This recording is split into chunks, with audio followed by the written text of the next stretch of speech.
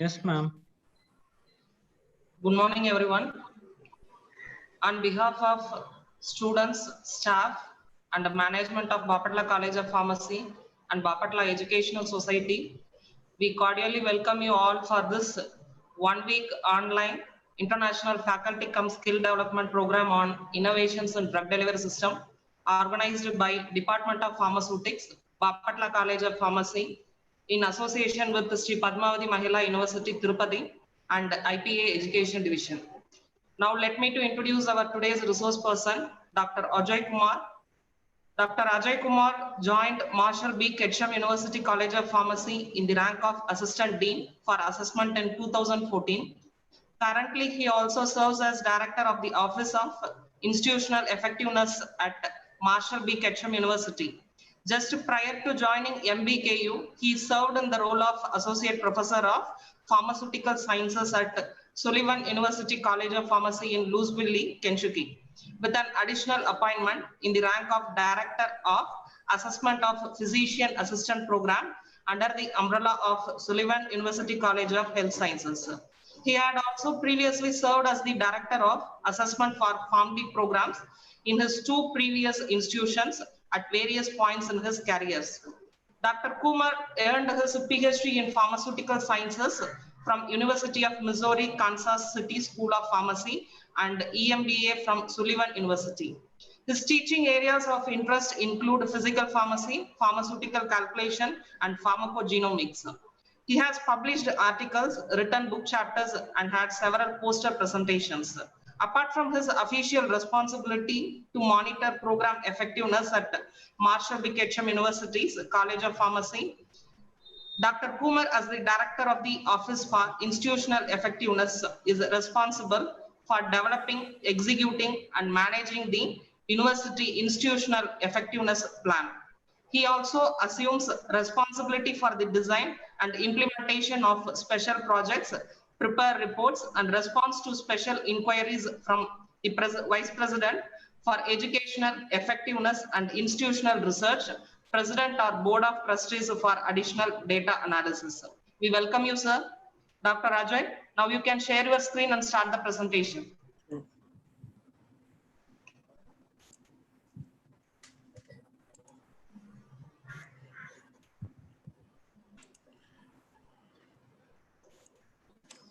Well, thank you for the nice introduction.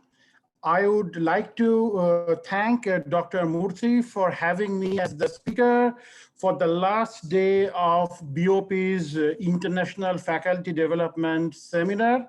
Though I understand that the topic for the seminar is innovations in drug delivery, but today I will like to give you a different flavor on what assessments and we do and how we have changed following the remote teaching for the current COVID pandemic. So without further ado, I will get started on my presentation.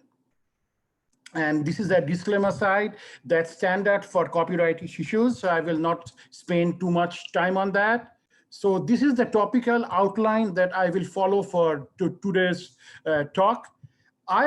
Before we go on to remote teaching and assessment post-COVID scenario, I wanted to give you a flavor of what kind of assessment framework we in the United States follow in higher education with emphasis on professional graduate programs like PharmD or professional doctorate. That my expertise my expertise lies. So I will focus on assessment framework in the higher education generally, but with emphasis on PharmD and other health sciences programs as well. Then what learning outcomes and instructional pedagogies that we assess in the health sciences programs right now before the COVID pandemic in pharmacy. Then transitioning from face-to-face to virtual learning in COVID-19 pandemic. What are the key points for successfully implementing e-curriculum in digital classroom settings? what technology we use to promote remote learning, teaching, and assessment during the COVID pandemic, what assessment tools we can use that adapt to remote teaching. Then I will give you a example of what kind of remote testing we do at Marshall B. Ketchum University College of Pharmacy.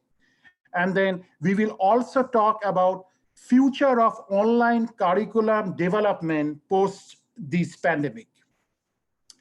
So this first slide talks about some of the program level assessment activities that we do in the College of Pharmacy. And as you know that since the 1980s, there has been a movement towards accountability and academic excellence for higher educations in the United States.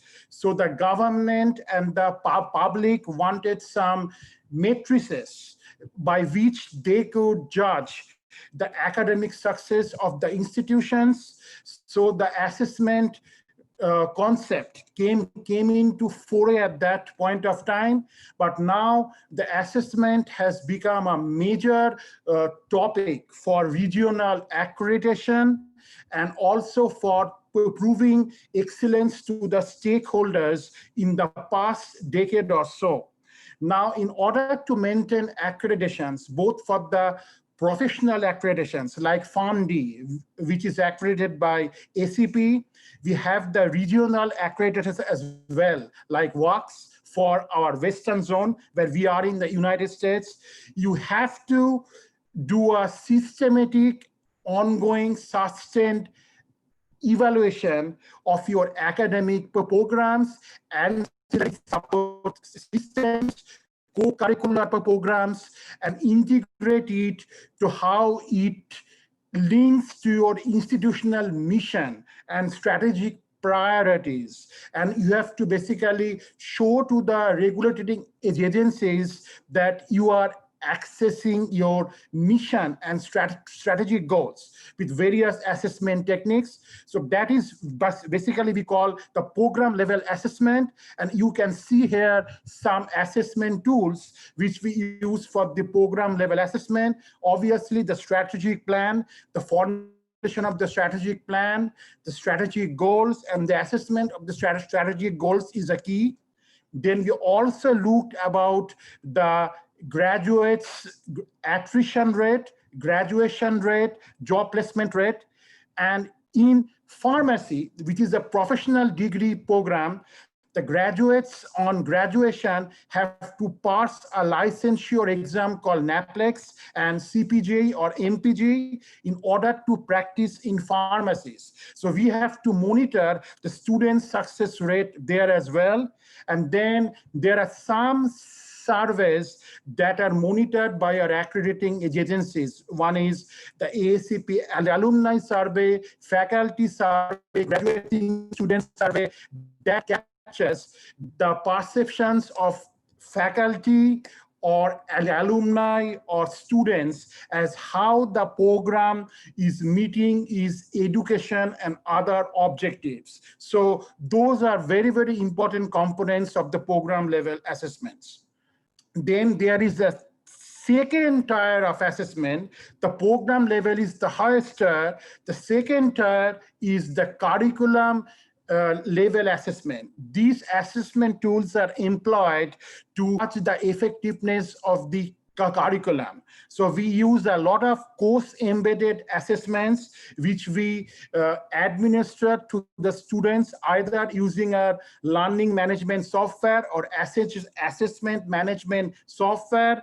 These assessments are tagged to the learning outcomes, and we not only gather data on student grades, but we also gather the data or to show how the students are attaining each and every learning outcome. That is the criterion reference assessment, which is very different from the norm reference assessment. Then there are some standardized assessments which are accreting the body. Ones are used like PICOA, Pharmacy Curriculum Outcome Assessment. The students take this assessment prior to going to the experiential education activity. So these basically depicts how the curriculum is performing in the didactic portion of the curriculum with respect to national standards. Then we also use the capstone projects and stuff like that. The lowest level of assessment that is most individual, that is most important for faculty, is the individual student learning assessment. So here we are directly measuring what the students have learned in the classroom. So we use course-embedded assessments. We use a lot of formative classroom assessment techniques. We also use reflections to assess how the students are doing in the co-curriculum programs, because we feel that academic success is not only guaranteed through the curriculum, but the skills in the curriculum are augmented through student participation in several co-curricular activities. These are activities that are not graded, but they are intricately linked to the curriculum. Some examples of co-curricular activities are like students' participation in CE seminars, students' participation in service learning activities like health fair, brown bags, then student participating in leadership conferences, to student participating in tutoring of other students, and so on. We also assess that. So that's the lowest level of assessment, and that's most important. That is the student learning assessment. So we do assessments at 3 levels: the program level, the curricular level, and the student learning level. Now, I want to give you a flavor of the PharmD professional programs in United States. In United States, our terminal pharmacy degree is PharmD. That is a professional doctorate degree. We transitioned to this degree in 1992. So there are 4 types of pharmacy schools in the United States.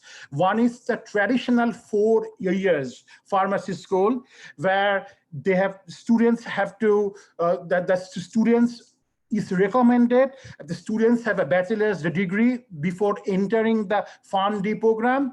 But even if they don't have, they have to take some prerequisite courses in order to enter the PharmD program. In 4 years PharmD program, the students undergo 3 years of didactic education and 1 year of intense experiential education, which we call the advanced pharmacy practice experience.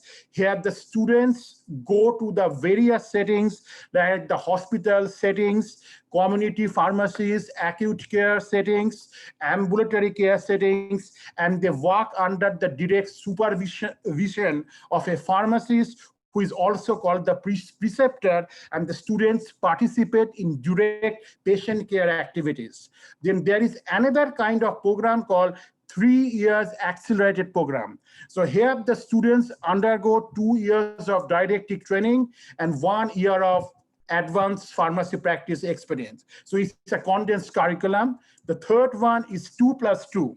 The students undergo 2 years of didactic curriculum and another 2 years of experiential curriculum, and 0 to 6. So here the students are admitted into the PharmD program starting from their high school.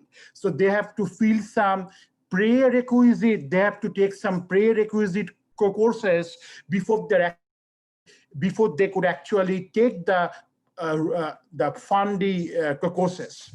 Now, what kind of curriculum we have? It is mandated that by our accrediting agency, SDP, the Accreditation Council for Pharmacy Education, that we have to assess the student learning outcomes for at the completion of the PharmD program. So they have prescribed 15 outcomes from CAPE.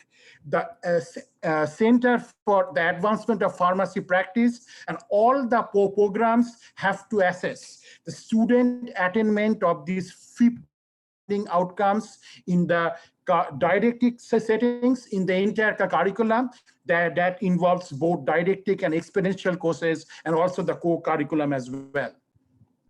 Now, in the last slide, we talked about the 15 outcomes that the programs the professional PharmD programs in US have to assess as a part of accreditation requirements. These outcomes are called ability-based outcomes. So these are explicit statements which says what students should be able to do either at the completion of a course or at the completion of a program. And these outcomes encompass knowledge, skills, and attitude. So, but through these outcomes, we assess the students in their cognitive domain, in psychomotor or skills domain, and affective or knowledge domains. So the three components of an ability-based outcome is knowledge, skills, and attitude.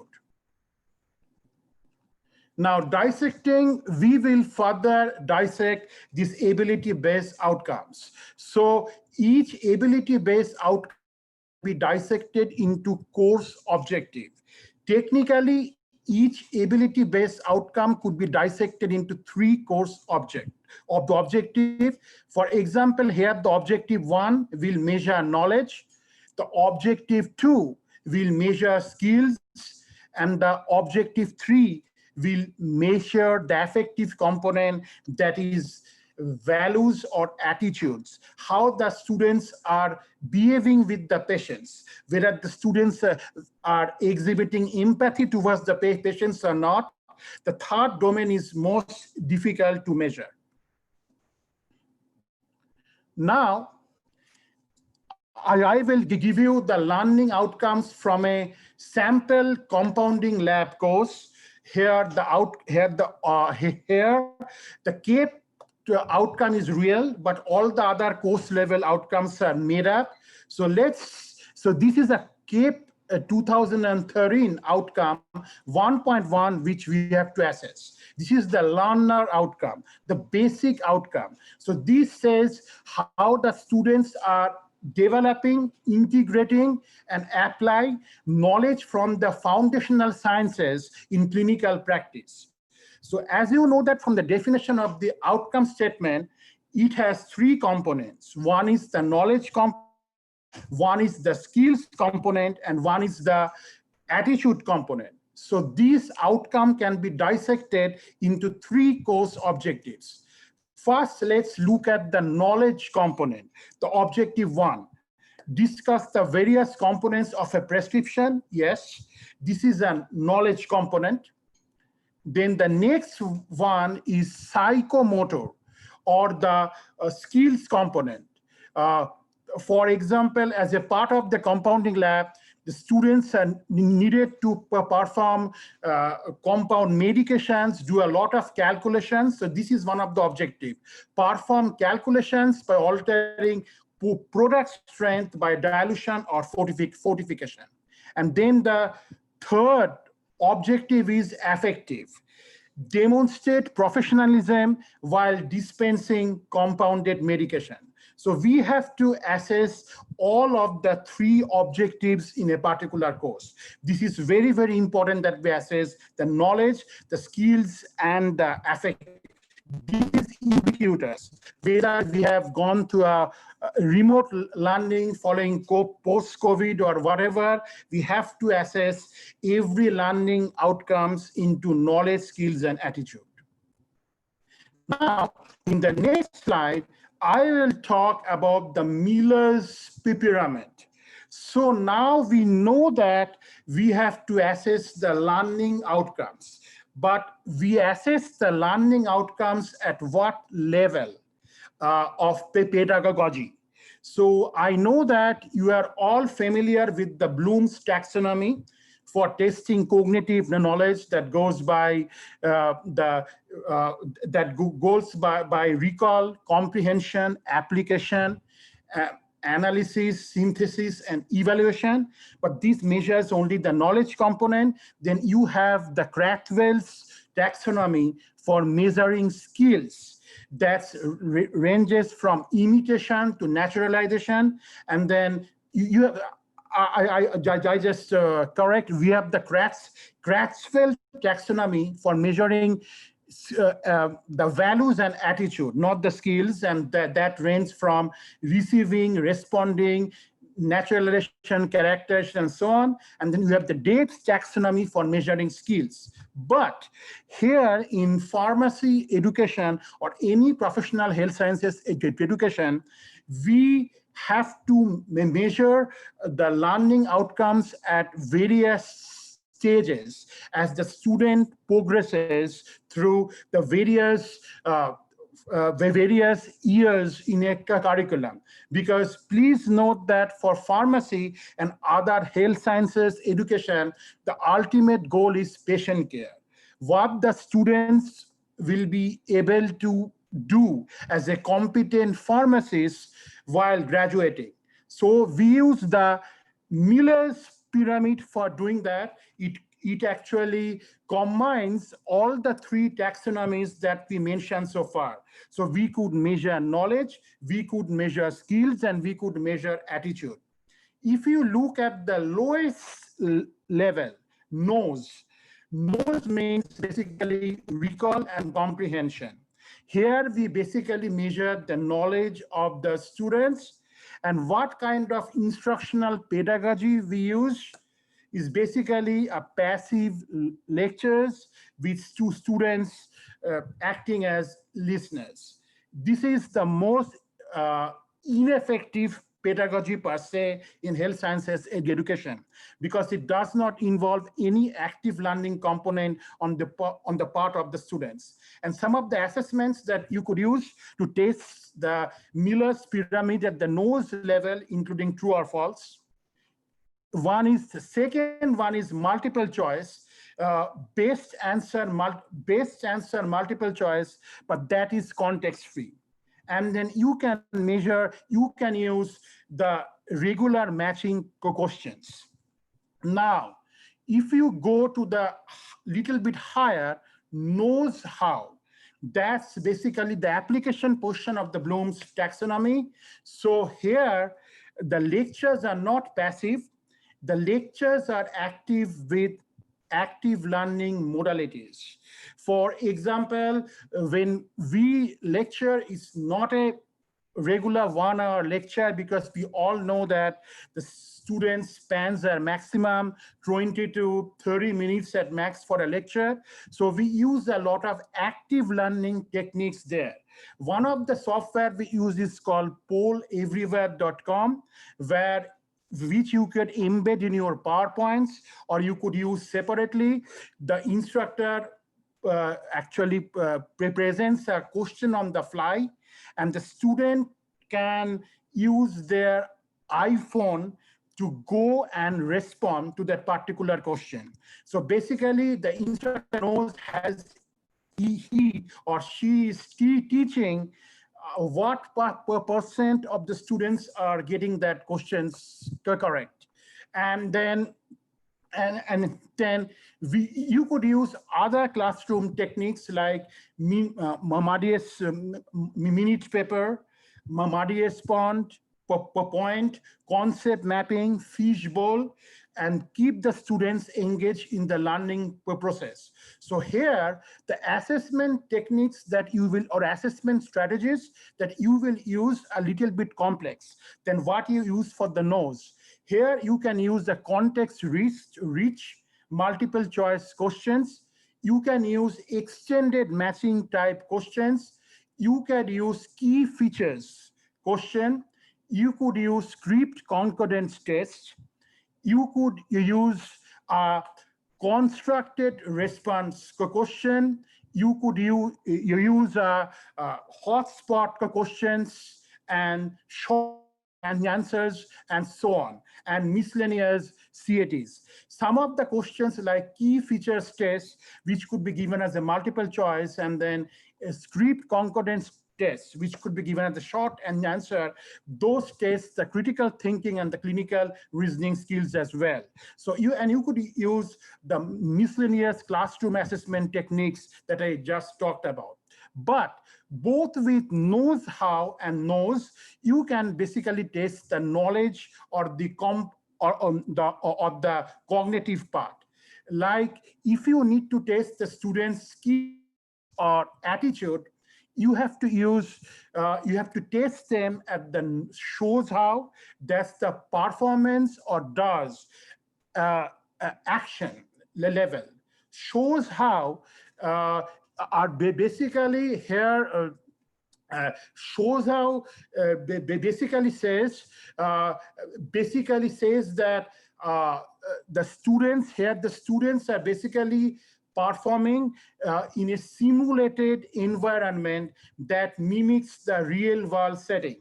So it's not direct patient care, but they are practicing in a controlled or stimulated environment, and they are practicing the scenarios that actually resemble the real life. So we call these basically performance-based assessments. And then on the top of the pyramid is DARS, where the students actually do workplace-based assessments that they experience in the real life. So for the shows how assessment, some of the learning techniques could be problem-based learning, where you give the students a case to solve. The students work in group to solve the case. The teacher acts as a facilitator, and then you could give the student IRAT. That is an individual assessment of subject. And then after the student work in groups, you give them the TRATs, the team assessments of the same subjects, and you can test how much they have improved through teamwork.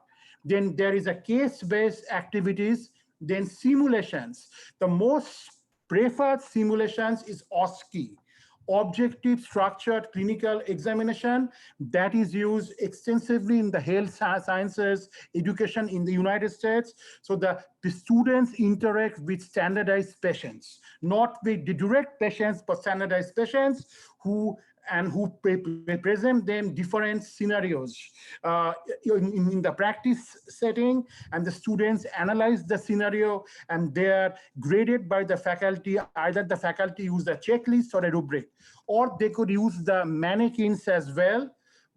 But now, under the remote teaching, standardized patients and mannequins are difficult to use. So the schools are going, some schools are going to what is called virtual computer simulations using AR, that stands for augmented reality or virtual reality.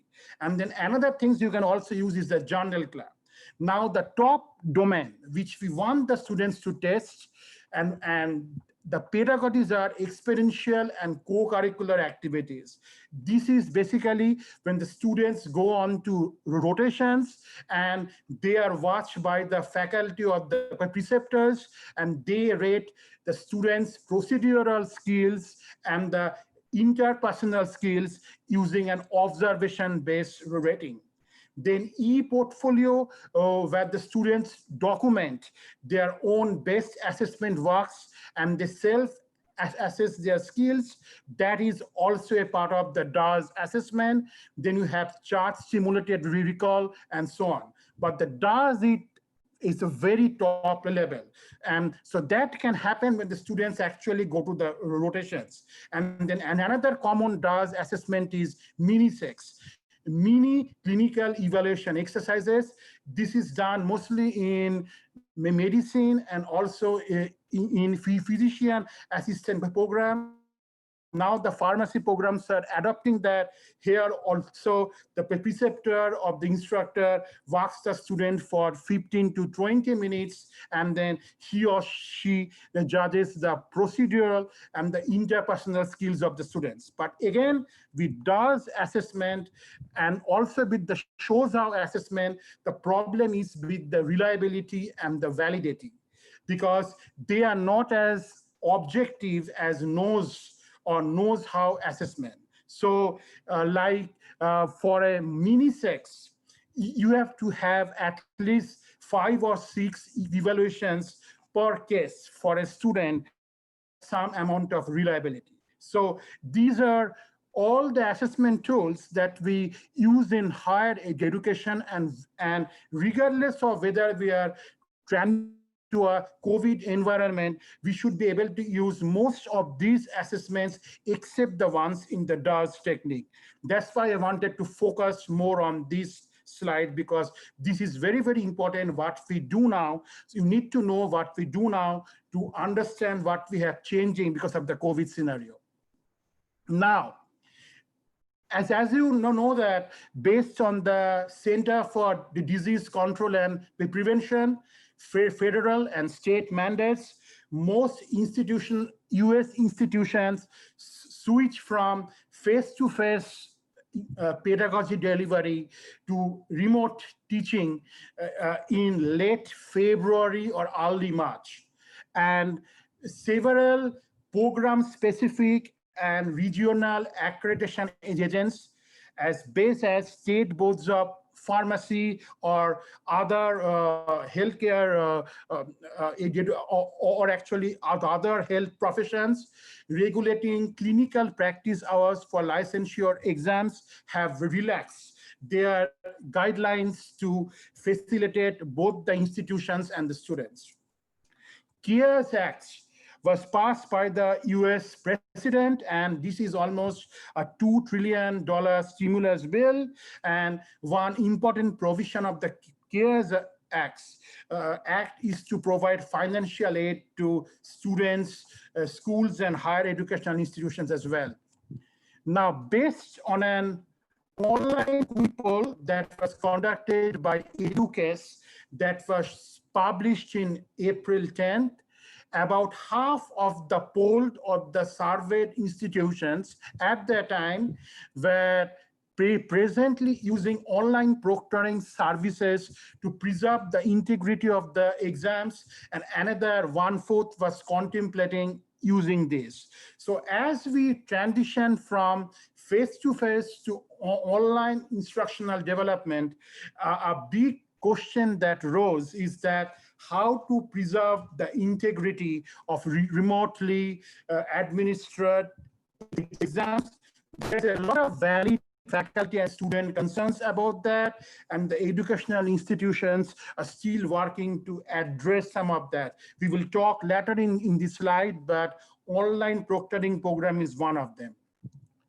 Again, studies suggest that we have some, in the United States, we have some massive online open course platforms. Like these are vendors or who are specialized in delivering courses in a digitized fashion. Some of the important vendors are Khan's Academy, Coursera, Udacity, and so on.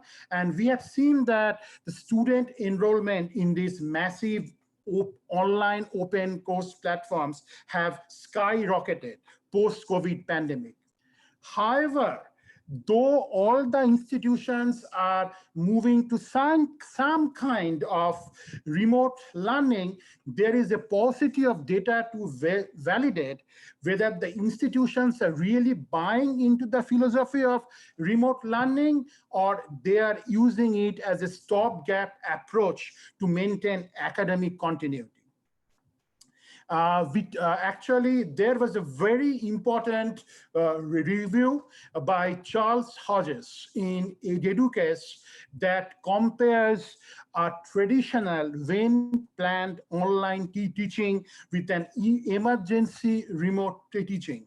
So based on this article, we could definitely say that what we are trying to do right now in United States in higher education to adapt to the staggering effects of this COVID pandemic, which has probably affected lots of students, not only in the United States, but all around the world, is to go to emergency remote teaching.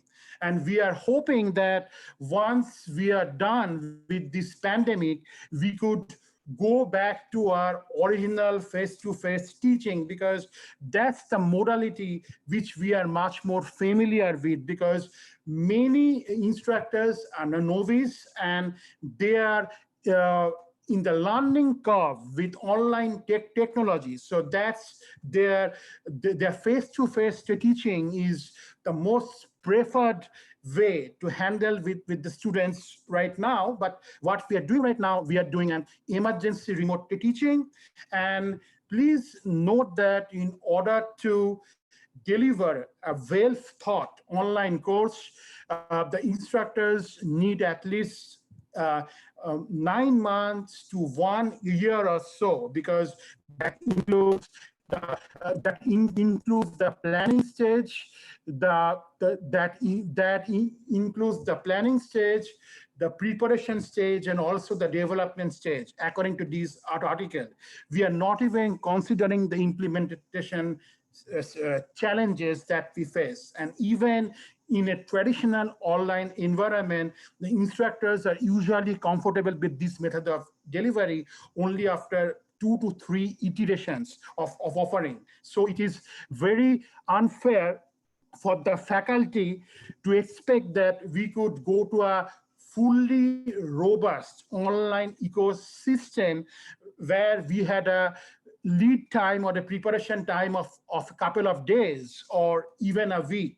So here, most of the faculty are relying on innovation and collaboration to maintain academic continuity rather than going through a full online curriculum as we know it.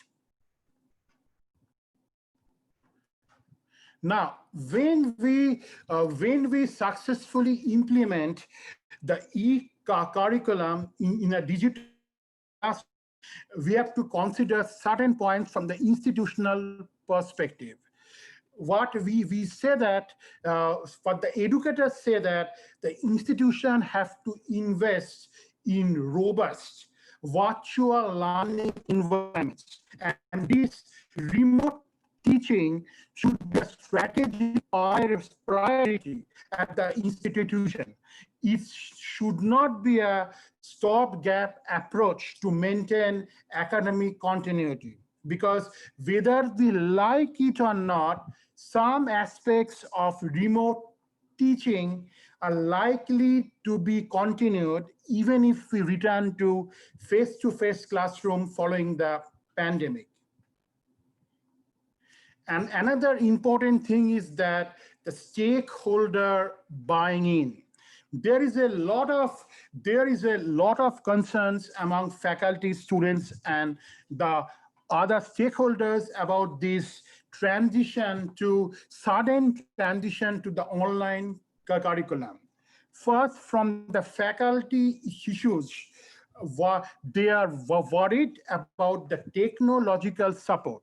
As we have told that most faculty in the United States, because prior to COVID pandemic, the data is that less than 1/5 of the students are taking full online curriculum. So most of the faculty here are novice. They are on a learning curve with technology, and we cannot expect them to do the course design, planning, and implementation all by themselves. They require support from the IT of the information technology department of the institution. They also need support from the instructional, the design personnel. They need support from the multimedia specialists. So all these three departments need to work in tandem to alleviate some faculty concerns. But as I told you that here the transition was so sudden, and most of the institutions, IT or IT or multimedia services were stretched thin to attend to all faculty queries. So the good thing that the institutions could do is to invest in a trainer program. They could solicit stakeholders like some faculty or even staff who are good in who are good in technology, and those faculty and those staff or faculty can in turn teach the other faculty. So that is a good viable solution. And then there is another question for the faculties, that the academic integrity of the remotely proctored assessments. As you know that it's very different in a classroom setting, whether we are using a learning management system or an assessment software to give exams, because the faculty was worried how will they prevent cheating if the students are taking exams remotely. Again, online proctoring is one mode of doing that, and there are some other means of doing that, but they need training on that. Then from the student perspective, they are also worried about the privacy issues, because if you take many of the online proctoring softwares, they need to take the student's photo to match the student's identity, and they also need access to their webcam and microphone to take pictures of their surroundings, or students might having issues with their privacy. Then we have to also worry about the mental health issues of some of the students, because the students are already stressed out, and so it's the duty of the faculty and the institution to elevate, actually to reduce some of the stress. So we have to be very careful that when we go for remote teaching, we have mental health classes for the students remotely, maybe through online video conferences with Zoom, or through telecounseling or telehealth services with the other providers as well. And then there are some additional challenges for faculty: how to test what instructional pedagogy to follow, how to know that the student has learned. So basically, how to test student learning. So a lot of challenges are there which needs to be addressed. Then the second point that we need to know is the issue of digital equity. In here, not all students have equal access to quality hardware issues. Some have access to state-of-the-art video technology gadgets, more modern computers, robust internet speed, because most of the online testing and teaching modalities require a stable internet connection. So some students might be getting priority over others because they have those best tools. So it's a duty of the college and university either to expand their equipment renting program, or talk with the digital providers who have signed an FCC Keeps American Connected Act, how to give this technology at a reasonable price to these particular students as well. And then we haven't talked about the students with abilities. So how we handle that issues as well, especially when we are using the online remote proctoring, most of them use an artificial intelligence technique that is based on normal behavior norms.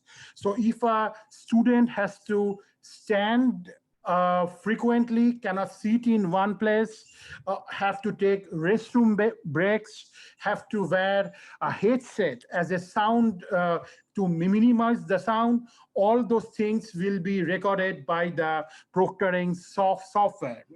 And the students, we can make exceptions to the students, but the students have to inform the faculty of their disability. And then another important thing is that the light. Online proctoring softwares do not capture the student's face if the lighting is inadequate. And that could be also construed by the faculty as lack of academic integrity or cheating as well, if they cannot see the student's face in the proctoring software. So all those issues need to be addressed.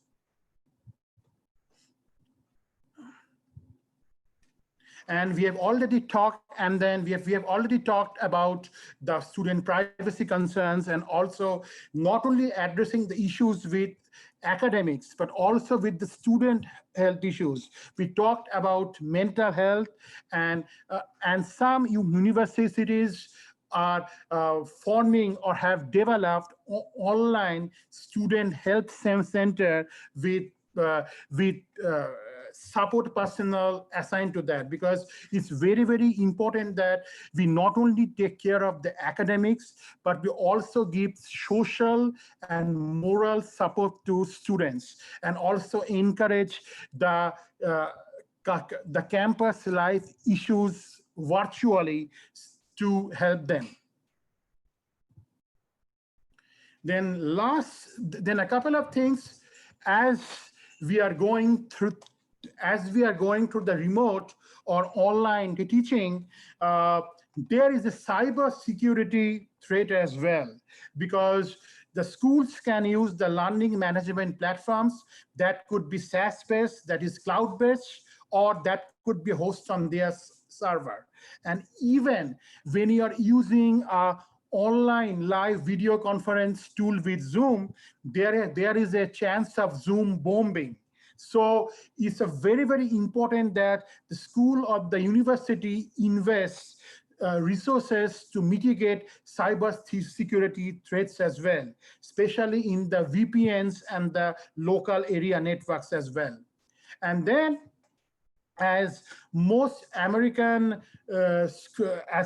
US institutions are recovering from the quarantine quagmire, some institutions are thinking about opening in the limited fashion in the fall quarter to allow students to come to the campus for some hands-on training, which cannot be done digitally. So they have to worry about contract tracing as well. So how they can stop the vicious chain of COVID spread, what proactive steps that they can take to stop the surge among the prospective students. Now, some online platforms like Qualtrics are offering solutions to that. For example, Qualtrics has a system where the student or any other employee can fill a self-assessment form as a part of the university-sponsored assessment activity that is preferably conducted by the human resources. So once they put their information, university has it's all confidential. The university has the information of where did the students of the employee go, whether they actually contracted the virus or they were exposed to the threat, with persons they have interacted with, and they can use this information to alert those employees and also use for minimizing the spread of this virus in the campus. Now, Let's talk about the different learning steps in virtual teaching. The first is the course design. Second one is the content delivery. Third one is the mode of content delivery, whether you're using an asynchronous or a synchronous mode of content delivery. Then what pedagogy or andragogy you're using. We have talked about that before when we talked about the Miller's pyramid. And then assessment. Now, if you look at all these five parameters intertwined in this parameter is the student role and the faculty role during this online or emergency teaching process as well. So now content delivery is important, whether you are using asynchronous mode or synchronous mode. That will dictate what kind of pedagogies you can use and what kind of active learning techniques you have to use. Then there's a student role and faculty role to make sure that the online delivery is successful. There is a Louisiana State University student guides that lists the steps that the students should take to make sure that they are taking the full advantage of remote teaching. They should preview the recordings of the posted materials before they come to class. They should attend class as instructors question. They should review the lecture notes just after the instruction is done. Then they should study and they should self-assess their potential as well. Now, the instructor, you have to be, if you don't need to be tech savvy, but what Michael Gisandi of Stanford University mentions, that you have to know your technology. You have to be compassionate. You have to promote respect. You have to promote student engagement, and you have to continually assess your performance in the class, what you are doing, what needs to be done, and so on, quality control step. Now, the last part in this diagram is the assessment portion. There is a lot of issues with programming which we'll talk about later. And there are two kinds of assessment. Once you're doing the assessments of student learning, and you're also doing curricular effectiveness. And then the technology, the student need laptops. They can also use iPads or iPad Pro, and the minimum need an internet speed of greater than 10 megabytes per second. Now, the course design. We will talk about the content, the delivery, and the course design. Now, most of us, they design the course and course materials using your institution's learning management platform. And there are a lot of learning management platforms available like Canvas, Moodle, Blackboard, but the course materials are usually designed either as interactive MS PowerPoint presentations, or you could also do an audio video recording and upload it in your institution's learning management platform through your institution's media streaming operations. Now, for the content delivery, you could do two kinds of content delivery, asynchronous and synchronous. Asynchronous means that you are not interacting with the students in real time, but the good advantage is that you are relieved of time and space. And in synchronous, you are interacting with the students in the real time. Now, most of the schools use LMS, a learning management system, to post their lecture notes, to post their lecture materials, and also test the students. Most of the features in learning management system is asynchronous. Then in addition to that, the instructors use a lecture capturing system like MediaSite, Kaltura, or Panopto to record their lectures and upload it into the learning management system. This is also asynchronous.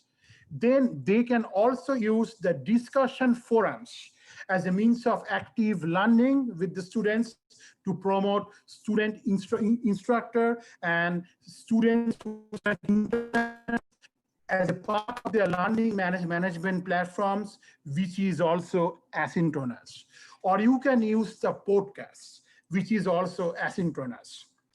But what, and then there are some types of synchronous delivery as well, like video conferencing using Zoom, Cisco WebEx, GoToMeeting, and then you could also use some of the components in Zoom, like polls, chat, thumbs up and down, whiteboard sharing, the gaming techniques in the Zoom to interact with the students in real time.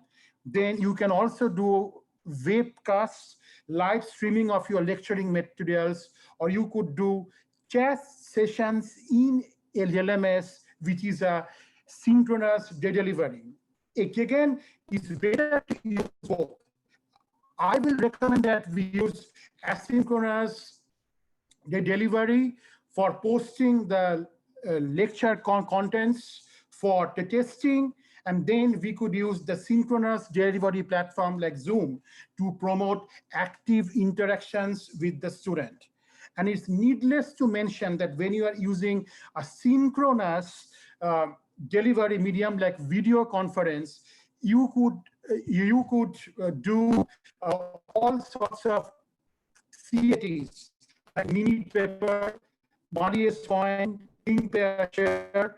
Then you could also do problem-based learning. You could do cooperative learning. You could do structured discussions and so on.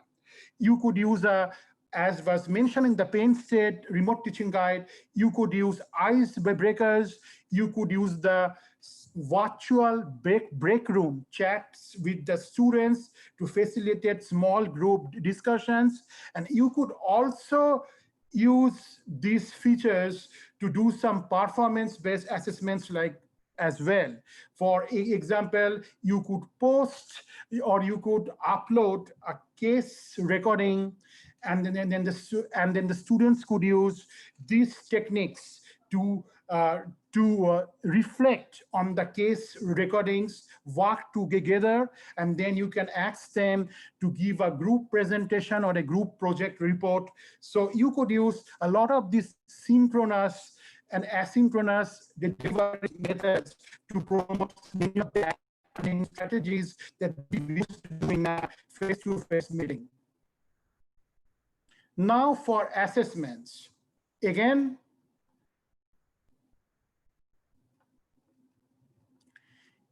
assessment is the key. You constantly need to assess student learning and also your performance. So you can use. Sir, can you adjust your screen a little bit? Okay. Sorry for disturbing. Yes. Okay. And yes. Can you keep your mobile? Can you keep your mobile a little far from your laptop? Okay. Okay. So it's fine. Yeah. So it's fine. Right? Right?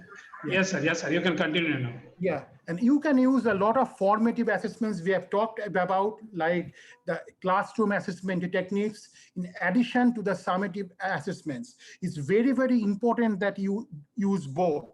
But formative assessments could give you an idea of what we need to do to enhance student learning, where the summative assessments is the end goal.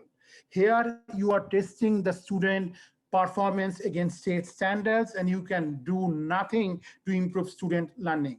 So some of the formative techniques you could use in Zoom, use the chat function, use the function, use the video chat rooms, or use some of the gaming activities as well. Now You generally can do your assessments using your learning management systems. Some schools use the learning management systems to deliver exams, but some schools use a separate assessment management platform to deliver secure exams as well. Now, whatever way you are delivering the exam, you need to proctor. So for remote administration of exams is a challenge. So some schools use exam integrity softwares. So there are two kinds of exam integrity softwares. One is the live video surveillance, which could be given by Zoom. This is cost effective, but time consuming. You have to ask the student to connect one of the devices to Zoom, and then you need to assign live proctors who have to constantly watch the students. You can do that if you have a lot of teaching assistants, but otherwise, this is not a good method. Other method, you can use an artificial intelligence powered assistant like respondents monitor, exam IID, and exam monitor from ExamSoft. We will talk about this later. The artificial intelligence monitored the students' behavior and raises some flags. These flags are then double checked by a live proctor, but the initial proctoring is done by artificial intelligence. Some schools are not using any of their softwares. They are using a weblog browser to give exams. In the weblog browser. All the programs in the student's computer are shut down before they take the assessment, but the only caveat is that the students need to have a constant internet supply for to take the assessment, and then the assessment could get hanged due to internet issues. There is another kind of assessment management platform which we use at MBQ, that is called the total device control. So that is more than a weblog browser. So here the students need the internet only for downloading the exam from the application and uploading the exam into the vendor server. The students do not need internet during the time they take the exam, and it has the feature of the weblog browser. So as soon as the students start taking the exam with a secure password, all systems in their computer are automatically shut down.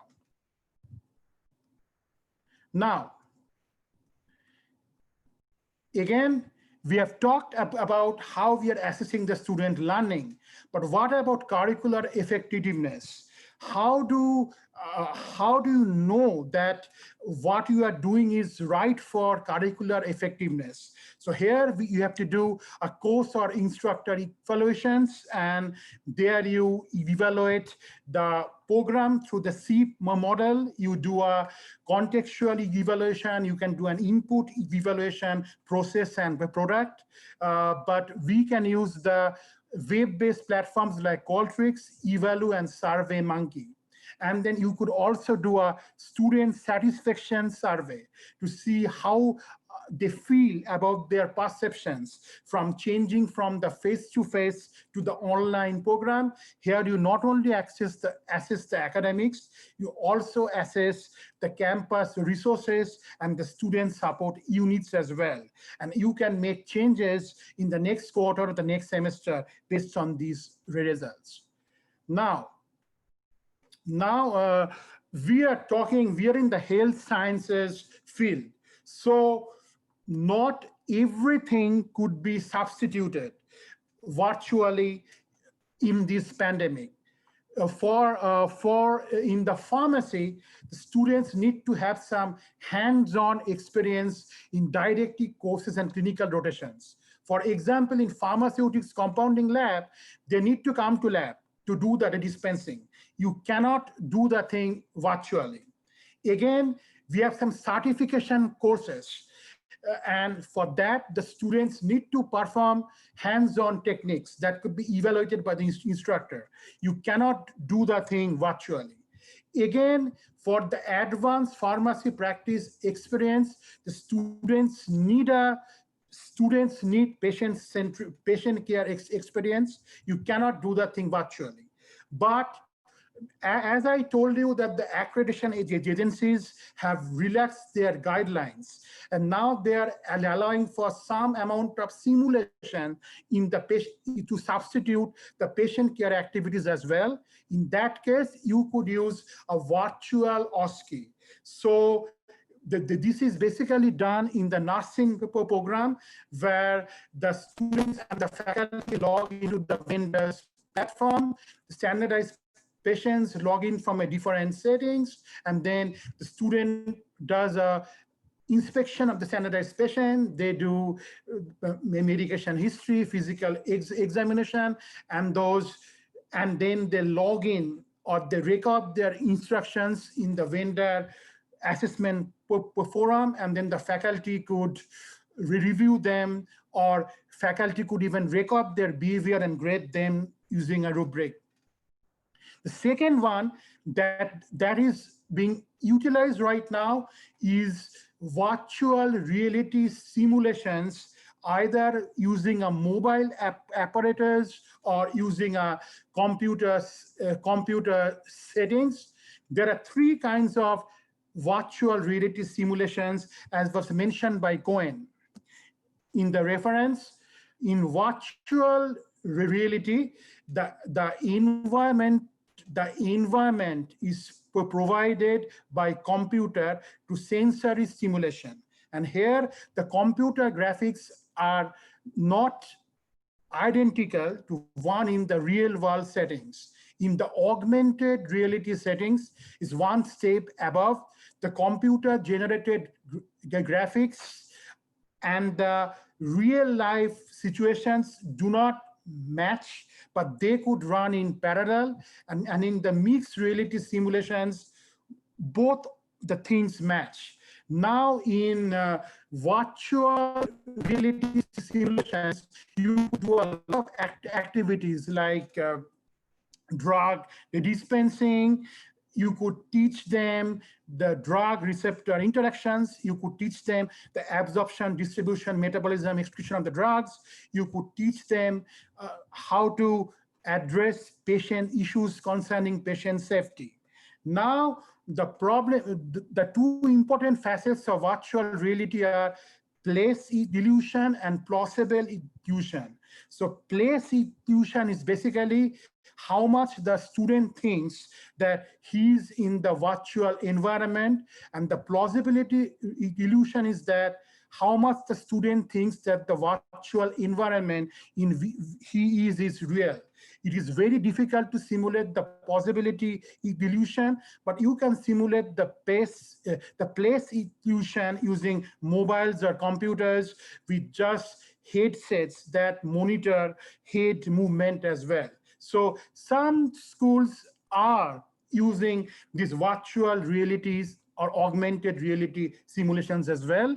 Then another easy approach is they're recording their lectures or pre-recorded case studies, and then they're uploading it into the learning, the LMS, or they could webcasting, and they're having live video conferences to do some of the simulation exercises as well. Now, let's look at the Miller's pyramid. So what we have talked so far, even when we are going through the remote environment, you could do most of the assessments in this pedagogy from knows to knows how. But as obvious, you cannot do the does assessment because that involves direct contact with the patient. And if you look at the red, the assessments that are highlighted in red, the virtual OSCEs and simulations, whether augmented reality or virtual reality or mixed reality, those are ideal for this kind of environment. And if you are giving them remotely proctored exams, now to prevent cheating, you probably cannot, even in the nose, you cannot test them at the nose level. You have to probably go to the knows how level. and test the higher order critical thinking in Bloom's taxonomy, that is application. So now you cannot give them a simple true or false or a context-free multiple choice or a simple matching. You have to give them the assessments that test their critical thinking skills, like extended matching, key features test, short and answers, context rich, multiple choice, and so on. Again, as I told you that the faculty are really worried about preserving academic integrity of remotely administered exam. The best way, if possible, you could use the software for online proctoring. But some schools cannot afford that because of the cost issues with these softwares. Then you can explicitly state the academic integrity policy in syllabus and also the student handbook. You can also make the student sign an honor code statement while administering examinations. The remedies 2 and 3 depend upon trust with the students, and they will work with most of the students but not with all. So 2 and 3, you are depending on students' trust and professionalism. But 4, you could employ, even if you're not using an online proctoring, you could employ an assessment management platform that restricts miscellaneous softwares in the computer. So you could either use a software with a total device control like ExamSoft, or use a Wavelog browser. Again, write questions that assesses knows how and tests the higher order critical thinking and conceptual knowledge. Now, if you are using LMS or assessment management tool to give exams, you could randomize the question choices. You could randomize the answer choices so that students receive multiple versions of the same exam with different sequence of questions. And then one thing you can do, you could disable the backward navigation option in the software so the students cannot go back and forth to answer the questions. So they have to answer the questions in the order as they appear. You can also reduce the time allocated for answering each question.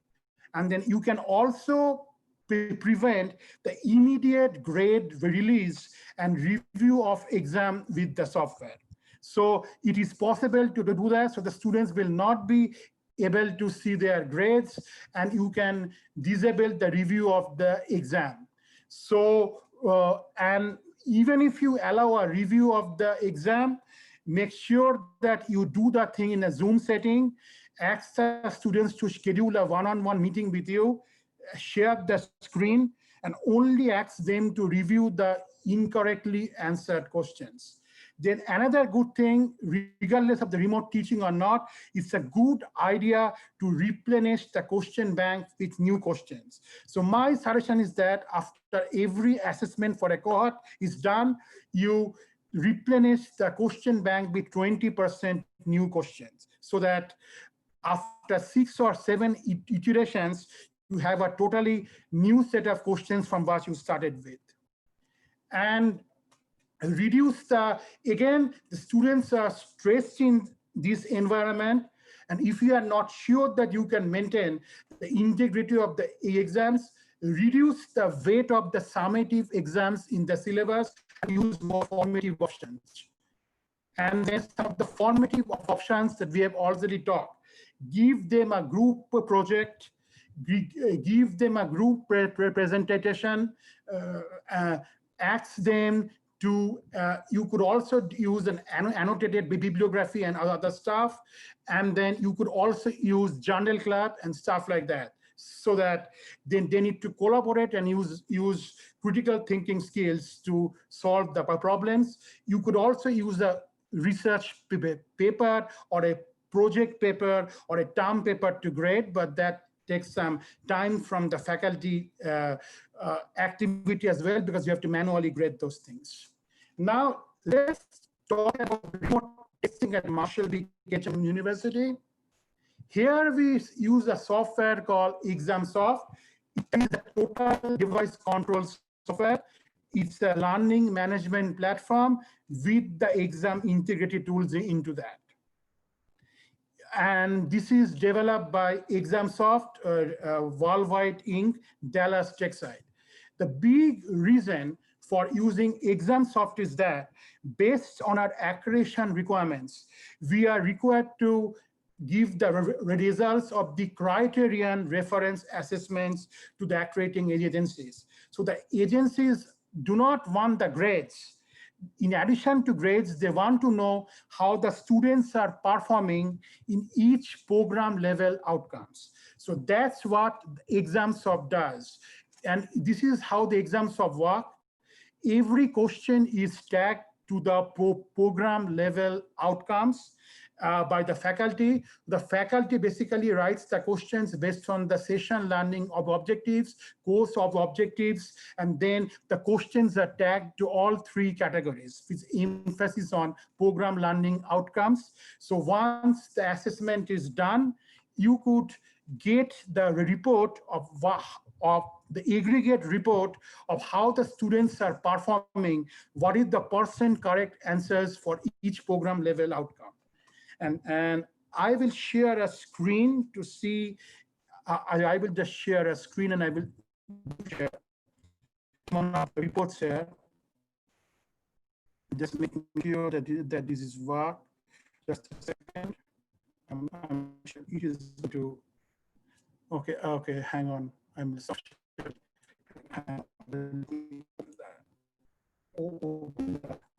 second. Just bear with me.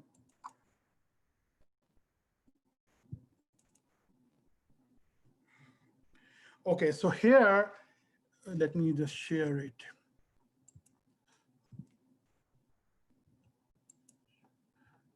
Okay, let me just. Okay, so here is the immersion report that came from. I am the only student here.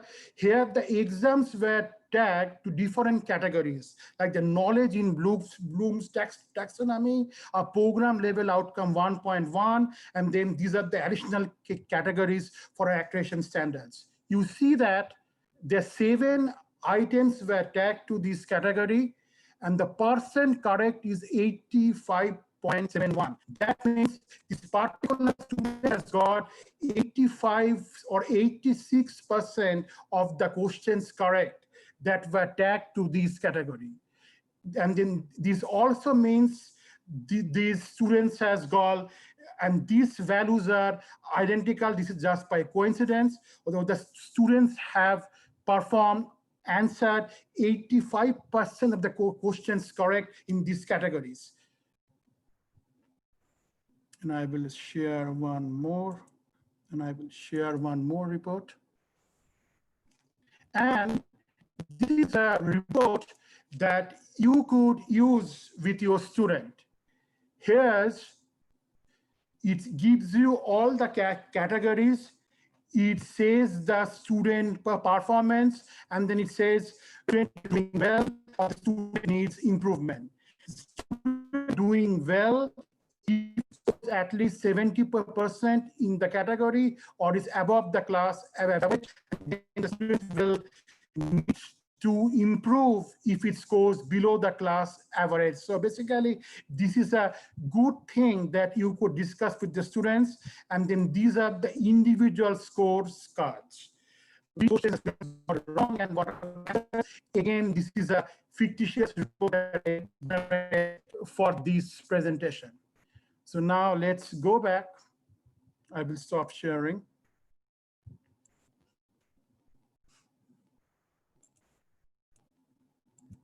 And then let's go back here again.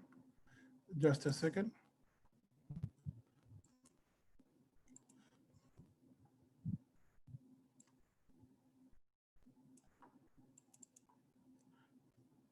And let me go here. Yes, and then let's talk about the software that we use. We used an ExamSoft platform, which has the ExamSoft portal. where the faculty members post examinations. Then the student download the exams using a platform called Exemplify. And then we have the exam integrity softwares, the exam ID and the exam monitor. Exam ID does a facial recognition of the students, and exam monitor does the online proctoring using AI. So if any abnormal student behaviors are recorded, they will be flagged, which could be reviewed by the faculty. And again, the system is secure. And now the exam integrity software integrates with Exemplify. So what happens is that Exemplify is the application with which students take the exams. The exam integrity softwares of the integrates with Exemplify, and the Exemplify needs access to the student's webcam and the microphone in the laptop. So that's the two mechanisms by which online proctoring is done. And again, the students only need the internet access only during uploading the exam, only during downloading the exam from Exemplify and uploading the exam into the ExamSoft portal. So they do not need internet connection between that. And these are, I showed you some of the category reports from ExamSoft. So this is again an imaginary report from ExamSoft that I use for this presentation. So basically here we are seeing it 3 student cohorts, class of 2008, 9, and 10. And we are comparing their performance in the COP PLO 1.1 in the pharmacy curriculum. So this, you can see the performance of the class of 2008, 2009, and 2010 student cohorts, and N is the number of exam items that were mapped to the PLO. So here it gives you a criterion reference the data. You know what percentage was correct items for the class average for this PLO for all the 3 cohorts in the P1 year of the curriculum. And again, here I have used, here it was a longitudinal study because this was not a longitudinal year to compare the performance of 3 cohorts of students in one PLO. Here we are doing a longitudinal analysis. We are using the category as the application of taxonomy in the Bloom's domain, and then we are using the same cohort of student, class of 2008, and we are comparing the student performance in this category as they go from P1 professional year to P3 professional year. So this gives you a longitudinal analysis of how each student cohort is doing in a category, and this gives you a comparative analysis of how the different student cohorts are doing in the same category. Okay, and then there's a promise of the COVID pandemic. As I told you that whether we like it or not, blended learning will increase in the near future, because as the schools and colleges make e-learning a priority issues, they might figure out that some courses for which the information never changes, like biochemistry, microbiology, or immunology course, they could be outsourced to a massive online course platform, and they could be delivered by that platform without the need for any instructors. And then you could supplement the thing with the active techniques in Zoom. This will be a lot of their resources, which they can devote to research-based teaching and other activities as well. So what we are saying is that blended learning, some remote and some face-to-face will be a norm in the near future. Moving towards equity in assessments in higher education, by using remote teaching gives you the option to do a triangulation approach for assessment. So you could gather the same information by using different equivalent assessments. So you don't need to use a multiple choice question. You could use a group discussion or a project or a report for that. Different students learn in the different ways, and that is guided by their visual, auditory, kinesthetic sense, and also cultural competency and access to education. So the COVID pandemic might move in that case towards an unintended outcome, moving towards equity in assessment. So you can test a student in whatever assessment that the student is comfortable in. But again, you have to note about digital inequity and access of software to students as well. Marketing niche for institutions. In remote learning, you are free from time and space. So it's very, very possible that if there is a niche area, curricular area for an institution, if the institution has expertise in that, they could use remote learning to reach to a greater diverse audience, and they could even go for a global outreach as well. And then investigating or investing in in-house digital learning softwares. Now we have seen that with the lead time will so less, maybe 1 day or so, we have moved towards the emergency remote teaching, and we have used the assessment management tools and the online proctoring services, or LLMS, that is provided by an outside online program management vendor. But many of these systems did not fit to, or was not a perfect fit to the capacity that we had at our own IT, instructional design, technology, and market media operations. So this will give the school a more impetus to invest in in-house learning platforms, because we don't want to outsource teaching too much. And this could be a leverage issue for future risk mitigation as well, because we don't know, there could be future crises like COVID pandemic. So the school has already a robust digital ecosystem developed.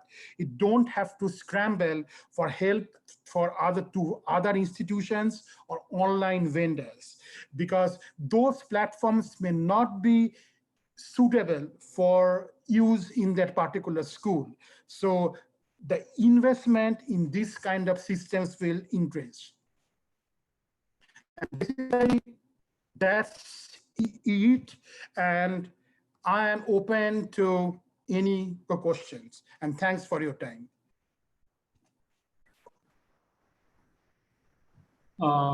May I request Professor Nagaraj Garu to give his concluding remarks.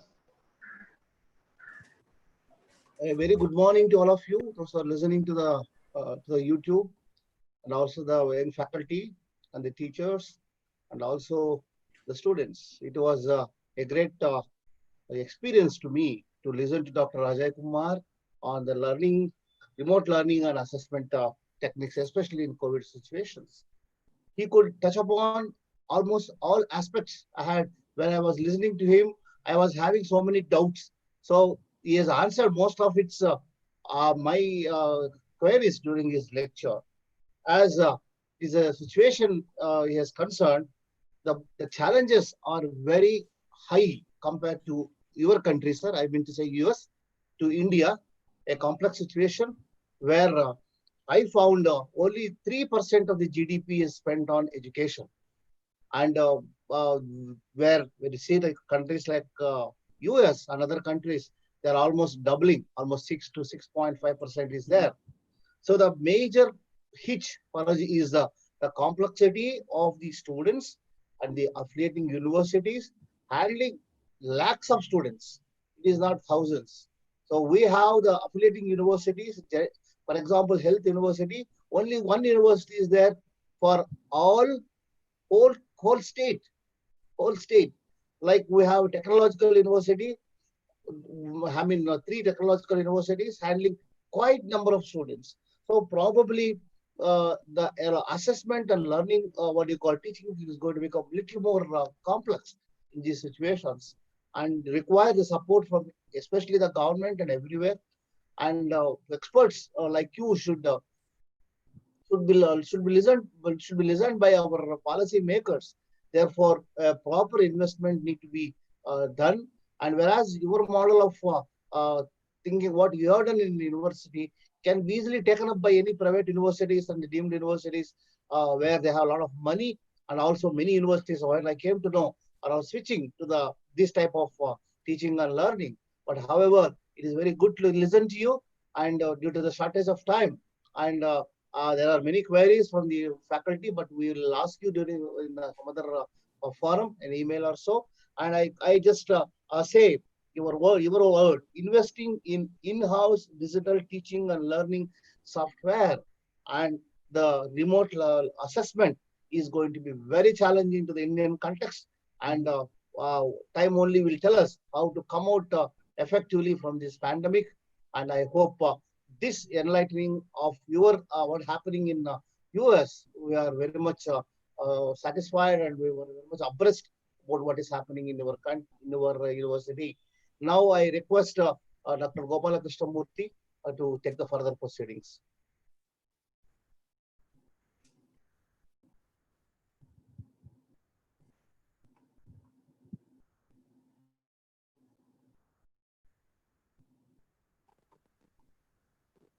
Hello? Sir. Satish, am I audible? Yes, sir. Sir, adjust your screen, please. Oh, yes.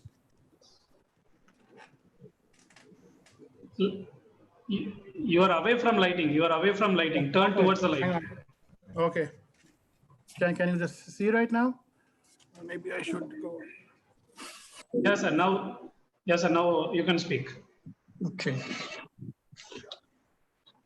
Very good evening to respected resource persons, and good morning to all Indian faculty, pharma faculty, and students. On behalf of the management and Department of Pharmaceutics, with the Association of Padmavati Mahila University and Indian Pharmaceutical Association Education Division, I wish to extend my gratitude and sincere thanks to all the resource persons. In spite of their tight schedule, preoccupied work from last Sunday to Friday, they involved in deliberation of various academic, research, and industrial perspectives. They're really very much useful to our young faculty as well as the budding pharma students. The first day, Dr. Harnas explained the transdermal formulations, how it is an alternative to IV infusions from the fundamentals to evaluation and case studies advances. And fortunately, it was well received, and more than 5,000 visited our YouTube to listen that transdermal formulations. And it is the same success is continued from Monday onwards. On Monday, Dr. Rajesh delivered a talk on the modified drug delivery systems, especially the oral control drug delivery systems, with wonderful examples, so that it is reached the students very much effectively. On third day, after formulation of an immediate release or a controlled release formulation, it should reach the market with regulatory approval. And what are the fundamentals and the constraints, the legal issues, hurdles involved in transforming from bench to regulatory market was well explained by Kapil. And the fourth and fifth day on cyclic peptide drug delivery systems, as well as the oligonucleotides, which is well interested the topic of current interest, biologics, especially in the management of cancer. They are proved to be workful, and how the stability problems, that might be physical, chemical, or biological stability issues, and how to overcome that kind of issues were well taught by the eminent speakers who are in the eminent good academic institution from US.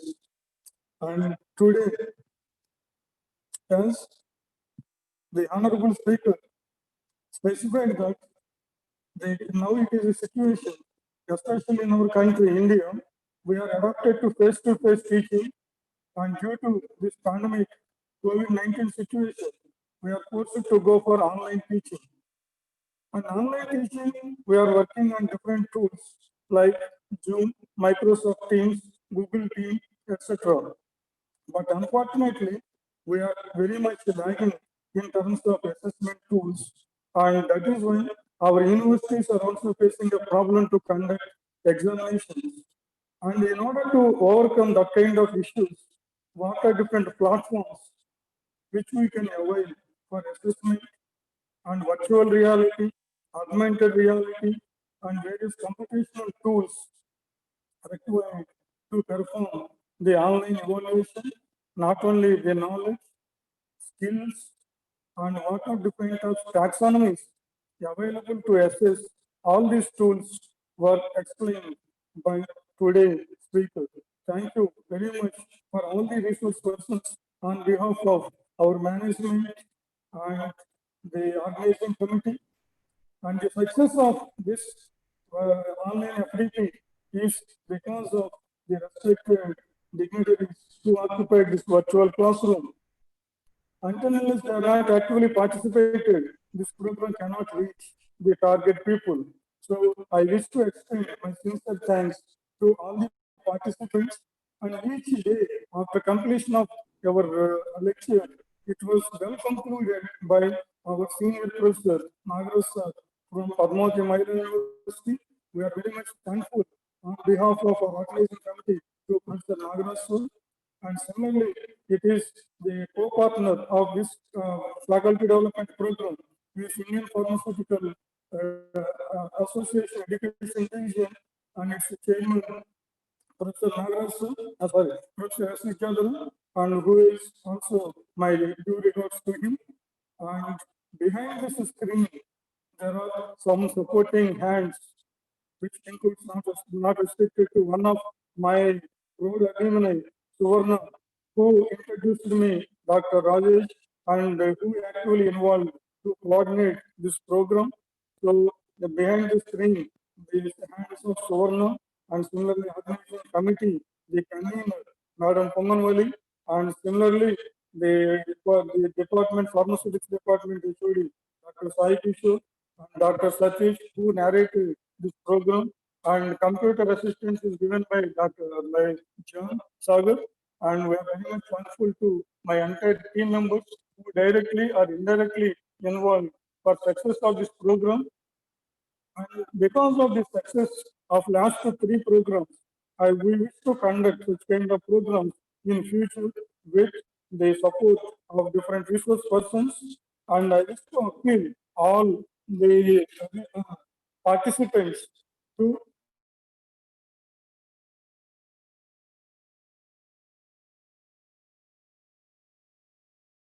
watch future programs. And I'm happy to announce that from Friday 13th to 15th, we are going to organize one more short-term training program for faculty members on some of the emerging areas. Like on Friday, we wish to organize a topic on continuous manufacturing process, because now in industry we are confined to batch manufacturing process because of today's speaker mentioned artificial intelligence, etc. And artificial intelligence, robotics, automation. By availing such kind of tools, we can go for batch production to continuous production. And on Friday 13th, there will be a talk on that. On 14th, and now we are having some more therapy with management of cancers. The recent CAR T cell therapy where we are going to avoid pill with cell. So take a pill, not take a cell, not a pill. That is the concept. And on the topic on Saturday, effective to management of cancer, there will be a lecture. And on Monday, the 15th, there will be one more talk on the computational simulation of physiology-based pharmacokinetic models and their role in pharmaceutical product development. And so I wish to appeal all the participants to join your hands for supporting that kind of webinars or faculty development programs, short-term training programs. And I wish to appeal our resource persons, today's resource person, and so is it possible to give a help for Indian students so that they will get admissions in reputed organizations like you. So what is the procedures to be followed? What are the requirements to get admission in reputed institutions like your institution? That may be a bachelor degree or PharmD, or it may be a master's program or a PhD program, so that will be very much useful for our Indian students. So after completion of their intermediate for graduation, after completion of a B Pharm to go for admissions, so what are the prerequirements and what are the opportunities and etc. So one day if you provide us with association of your reputed organization, so that we can plan it in future. And thank you one and all. Thank you, sir. Thank you very much. Our special thanks to Dr. Ajay Kumar, who was patiently explaining to us all the informative sessions. Thank you, one and all. Our special thanks to Professor Nagaraju Garu for guiding us throughout the session. And we also thank Indian Pharmaceutical Association Education Division Chairman, Dr. S. Vidyadhara for his help. Thank you. Thanks Dr. for your Ajay. time. I really appreciate it. Dr. Ajay. Yeah, Thank you, sir. sure. Thanks for your time. I really appreciate it. Thank you, Thank Professor you, sir. Nagaraju Garu.